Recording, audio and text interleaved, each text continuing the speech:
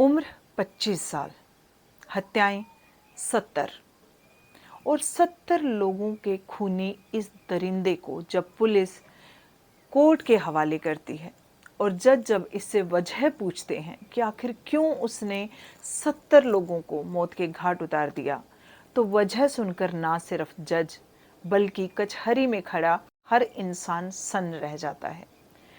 और यकीन मानिए, आप भी जब उस वजह को सुनेंगे तो हैरान रह जाएंगे। आखिर क्या वजह थी कि सिर्फ 25 साल के एक नौजवान लड़के ने 70 लोगों को मार डाला? आखिर क्या वजह थी कि उस हत्यारे को सबसे कम टाइम पीरियड में लगभग 5 महीने के अंदर अंदर फांसी पर लटका दिया जाता है? बात है 1977 की। राजस्थान पुलिस के पास, राजस्थान में जयपुर पुलिस के पास एक कॉल आती है कि एक सुनसान सड़क पर एक लाश मिली है।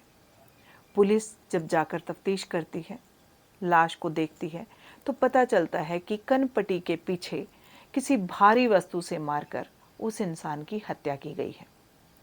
पुलिस कई एंगल से छानबीन में जुट जाती है कि कोई रंजिश की वजह से तो नहीं मारा गया, या कोई फिरौती के लिए तो नहीं मारा गया, कोई लूट का मामला तो नहीं है।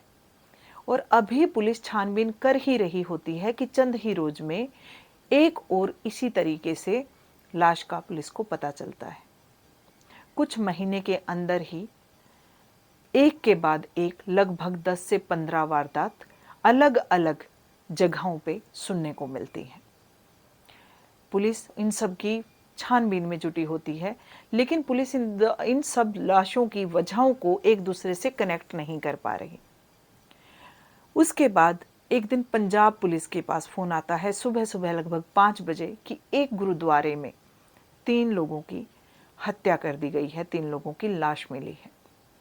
पुलिस जाकर छानबीन करती है, देखती है, तो उन्हें पता चलता है कि उनकी हत्या भी कनपट्टी पर किसी भारी वस्तु से वार करके की गई है। अब पुलिस पोस्टमार्टम वगैरह करवा के वापस जो पुलिस ऑफिसर हैं वो थाने में आ जाते हैं। जब पुलिस ऑफिसर थाने में बैठे होते हैं तो उनकी नज़र अखबार के एक कॉलम पर जाती है। क्योंकि उस वक्त सोशल मीडिया का ज़माना नहीं था, तो इस तरह की खबरें अक्सर आम लोगों तक बहुत जल्दी नहीं पहुंच पाती थी। यहाँ तक कि अखबारों में भी इस तरह की घटनाओं को मुख्य पेज पर कम ही जगह मिलती थी, उन्हें अक्सर बीच में किसी कॉलम में डाल दिया जाता था।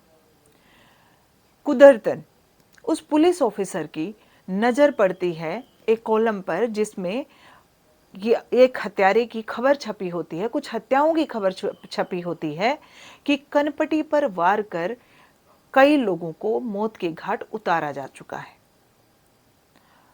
पुलिस ऑफिसर के दिमाग की घंटी बजती है।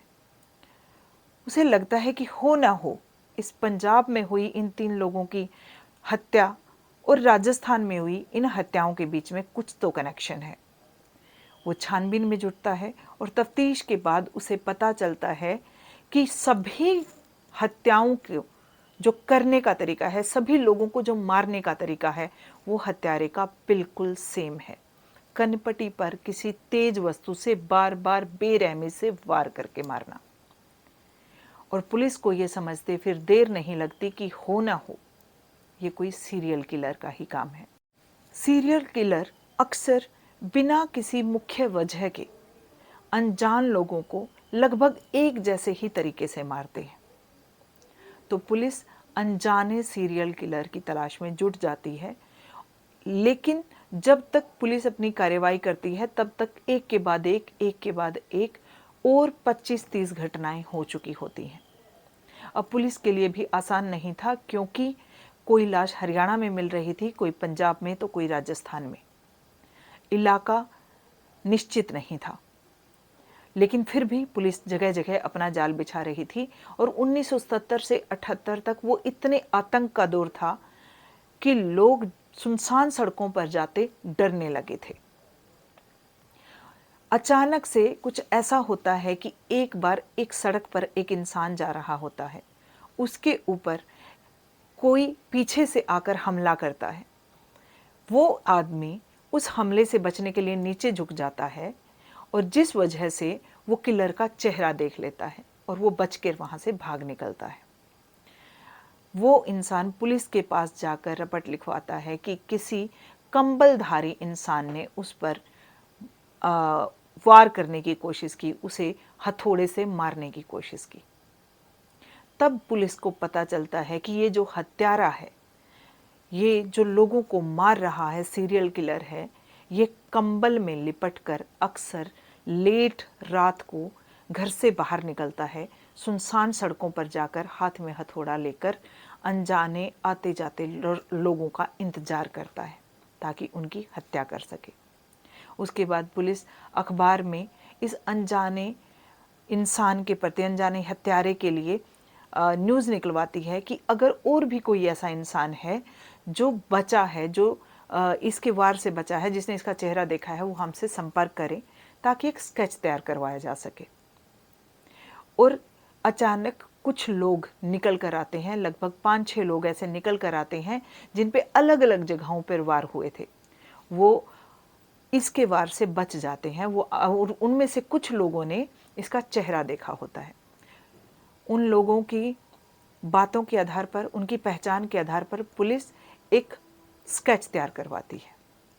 उस स्केच को सब जगहों पर भेज दिया जाता है और पुलिस को पता चलता है कि ये इंसान लगभग 25 से 30 साल की उम्र का कोई नौजवान है जो लगभग गठड़ी बनकर, कंबल में बिल्कुल खुद को लपेटकर एक किनारे सड़क के, रोड के, किसी गली के नुक्कड़ के बैठ जाता है। और जैसे ही कोई उसके बराबर से गुजरता है और वो अकेला होता है तो वो पीछे से आकर अपनी पूरी ताकत से उसकी कनपटी पर वार करता है और तब तक वार करता है जब तक कि वो शख्स मर ना जाए। वाकई रूह को कंपा देने वाली ये बात है। यहाँ तक कि बताते बताते मुझे खुद बहुत कंपन महसूस हो रही है। खैर, इस तरीके से चलते चलते पुलिस ढूंढती रहती है, पता लगाने की कोशिश करती रहती है, जगह जगह उसका स्केच भिजवाया जाता है और खुद भी पुलिस लेट रात को, लेट नाइट्स को निकलकर जगह जगह पे अपने नाके लगाती है और छुप कर भी पुलिस ढूंढने की कोशिश करती है। लोगों ने रातों को निकलना बंद कर दिया और यहाँ तक कि उस दौर में इतना जैकेट्स वगैरह का रिवाज नहीं था, लोग अक्सर कंबल वगैरह ही ओढ़कर निकलते थे। तो कोई कंबल वाला अगर अंधेरे में आता दिखाई दे जाता था तो लोग चीखने लगते थे, चिल्लाने लगते थे, भाग जाते थे। 1979 के शुरुआती कुछ महीनों में बहुत सर्दी की जब रात होती है और पुलिस अंधेरे सुनसान एरियो में जाकर छुपकर इस हत्यारे का पता लगाने की कोशिश कर रही होती है, तो वो एक दिन देखते हैं कि एक इंसान जिसने खुद को कंबल में लपेटा हुआ है, एक पेड़ की आड़ में खुद को छुपाने की कोशिश कर रहा है। पहले तो पुलिस को लगता है कि कहीं ये कोई पुलिस वाला ही तो ना हो, लेकिन फिर पुलिस वाले सोचते हैं कि पुलिस वाले तो कंबल लेकर तो नहीं आए। तो पुलिस को कुछ शक होता है और वो छुपकर उस इंसान की गतिविधियों पर नज़र रखने लग जाते हैं। थोड़ी देर में वो इंसान उस पेड़ की आड़ से बाहर निकलता है और पुलिस उसे धर दबोचती है। पुलिस उसे पकड़कर पुलिस स्टेशन ले आती है और वहाँ आकर उससे पूछताछ करते हैं। पुलिस को शक तो होता है लेकिन यकीन नहीं होता, तब तक पूरा नहीं पता होता क्योंकि उस इंसान के पास कोई हथियार नहीं निकलता, जबकि पुलिस के पास जो जानकारी थी उसके अनुसार अभी तक जितने लोगों को मारा गया था तो उसमें कोई हथौड़े जैसी भारी भरकम वस्तु का इस्तेमाल हुआ था, जबकि इस शख्स के पास ऐसा कोई हथियार नहीं निकलता। इसे लाकर पूछताछ की जाती है। ये पूछताछ में अपना नाम शंकरिया बताता है। इससे घर का पता पूछा जाता है तो जो एड्रेस ये देता है वहाँ पर इसके मम्मी पापा मिलते हैं, यानी एड्रेस भी सही निकलता है। और फिर पुलिस जब इससे पूछताछ करती है और उससे पूछती है कि तुम रातों को, इतनी सुनसान रात में क्यों निकलते हो बाहर, जबकि आजकल तो इतना खौफ चला हुआ है एक हत्यारे का जिसने लगभग 60 हत्याएं की हैं, क्या तुम्हें डर नहीं लगता? और फिर ये शख्स जो जवाब देता है, पुलिस वालों की आंखें फटी की फटी रह जाती हैं। ये शख्स कहता है कि नहीं जनाब, नहीं सर, 60 नहीं, मैंने तो 70 हत्याएं की हैं।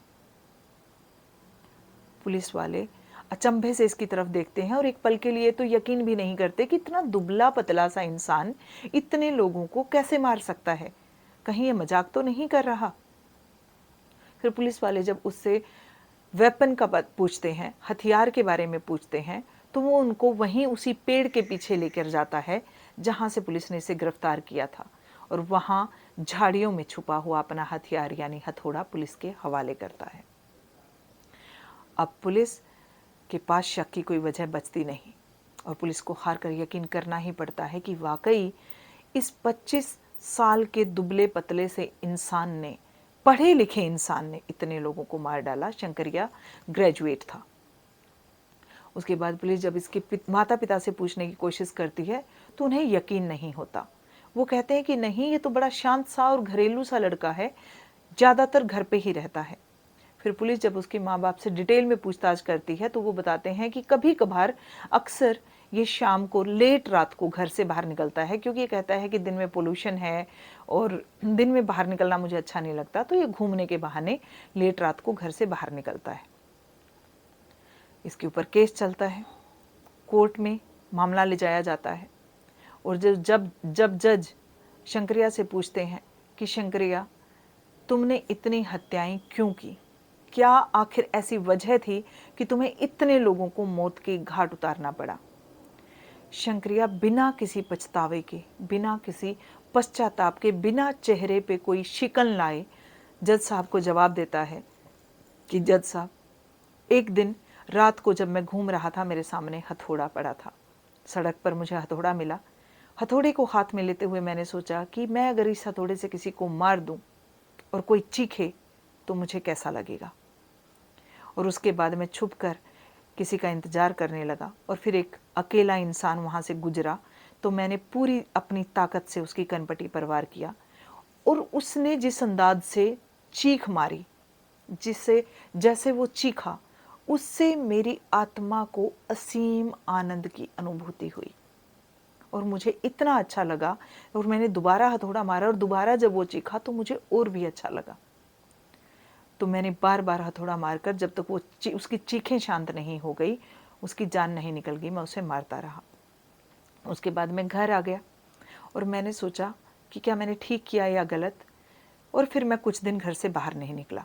लेकिन 3-4 दिन के बाद ही मुझे दोबारा से महसूस हुआ कि मुझे वो चीखें सुननी हैं और मेरे मन से इतनी गहरी उन चीखों को सुनने की एक जील, एक इच्छा उत्पन्न हुई कि मैं दोबारा से निकला और मैंने फिर से वही किया। और उसके बाद ये मेरे मज़े का, मेरे आनंद का एक तरीका बन गया और मैं एक के बाद एक लोगों को मारता चला गया। 70 में से 50 लोगों की हत्याओं की उसे तारीख तक याद थी। जज को ये समझते देर नहीं लगी कि ये इंसान नॉर्मल केस नहीं है, ये एक साइको किलर है और ऐसा इंसान गलती से अगर छूट गया, यहाँ तक कि सज़ा के बाद भी छूट गया, तो ये समाज के लिए एक खतरा है। और जज साहब उसे तुरंत फांसी की सज़ा सुना देते हैं। लगभग कुछ महीनों के अंदर केस चल के ही उसको जल्द से जल्द फांसी की सज़ा सुना दी जाती है। फांसी की सज़ा सेशन कोर्ट में फांसी की सज़ा सुनने के बाद मामला हाई कोर्ट में लेकर जाया जाता है हत्यारे की तरफ से। हाई कोर्ट में भी सज़ा को ज्यों का त्यों रखा जाता है और फांसी की सज़ा को ही बरकरार रखा जाता है। उसके बाद सुप्रीम कोर्ट ले जाया जाता है, वहाँ भी फैसला सेम रहता है। उसके बाद राष्ट्रपति के सामने भी दया याचिका डाली जाती है और राष्ट्रपति जी भी दया याचिका खारिज करके फांसी की सज़ा को ज्यों का त्यों रहने देते हैं। 16 मई 1979 को शंकरिया को फांसी दे दी जाती है। लगभग 5.5 महीने के अंदर अंदर, इसकी उम्र जब तक 27 साल भी नहीं हुई थी, इसे फांसी दे दी जाती है। फांसी के टाइम पर शंकरिया से जब पूछा जाता है कि क्या कुछ कहना चाहते हो, तो शंकरिया तब तक शायद उसे एहसास हो चुका था कि जो मैंने किया गलत किया। तो उस टाइम फांसी से पहले शंकरिया कहता है कि जो मैंने किया, मैंने सिर्फ अपने मज़े के लिए इतने लोगों को मार डाला, जो कि बहुत गलत था, और मेरी ये बात लोगों तक पहुंचाई जाए कि कोई भी ऐसा ना करे, ये बहुत गलत है। और उसके बाद शंकरिया को फांसी दे दी जाती है। मेरा मकसद ये कहानी सुनाकर किसी को डराना नहीं है, आपके दिलों में खौफ पैदा करना नहीं है, लेकिन आप लोगों को सावधान करना ज़रूर है कि सचेत रहिए, सतर्क रहिए और अपने दिलों में इंसानियत जिंदा रखिए। धन्यवाद।